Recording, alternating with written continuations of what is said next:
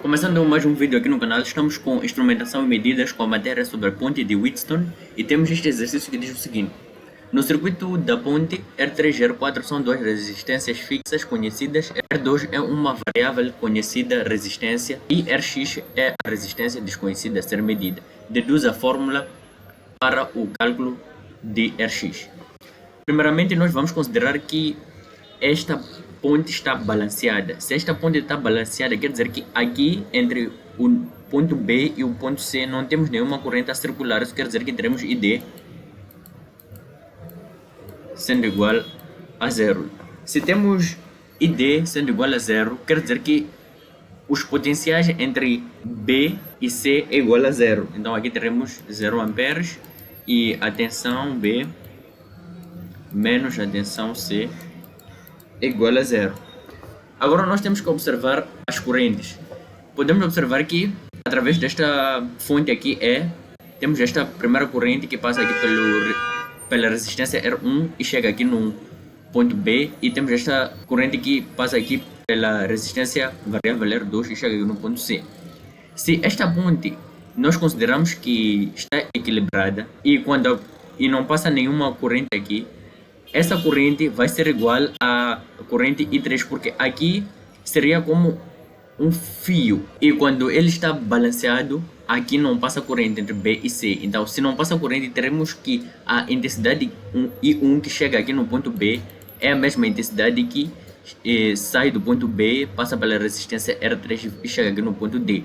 O mesmo caso para o I2. A intensidade I2 que chega aqui no ponto C é a mesma intensidade que passa aqui pela resistência 4 até o ponto D. Isso porque aqui entre B e C não passa nenhuma corrente. Então nós podemos dizer que a intensidade I1 é igual a esta intensidade I3. E a intensidade I2, que seria esta, é igual à intensidade I4. Agora nós vamos ter que encontrar duas equações em função das correntes para conseguirmos encontrar a fórmula do cálculo Rx. Isso porque eles pediram para deduzir, não escrever a fórmula direta. Vamos usar primeiro esta malha aqui. E de seguida vamos usar esta malha aqui. Primeiramente vamos escrever as equações correspondentes a esta malha. Então aqui temos a queda de tensão quando I1 passa pela resistência R1. Então teremos I1 vezes R1. Aqui basicamente seria um fio, então não vamos considerar. Vamos para aqui entre C e A. Temos que a intensidade vai numa direção e a direção que nós escolhemos vai na direção contrária da intensidade. E então quer dizer que aqui vamos usar o sinal negativo. Então teremos menos I2 R2. Isso tudo tem que ser igual a zero. Vamos para a outra parte do circuito. Temos aqui a intensidade que passa pela resistência R3, então será I3 vezes R3. E no caso nós dissemos que as correntes são iguais, então aqui podemos escrever I1 vezes R3, já que a corrente I1 é igual a I3. E aqui entre D e C, nós podemos observar que a direção que nós escolhemos é oposta à direção da corrente I4. E nós dissemos que a corrente I4 é igual à corrente I2, então teremos menos a corrente I2, que seria a mesma com I4, teremos aqui I2, vezes esta resistência aqui, que seria I4. Tudo isto tem que ser igual a zero. Então, nós podemos passar esta expressão para outro membro e esta expressão também para outro membro. Teremos... Aqui houve uma pequena falha. Aqui deve ser a resistência Rx. Agora sim, então, aqui só temos que alterar. Aqui seria Rx.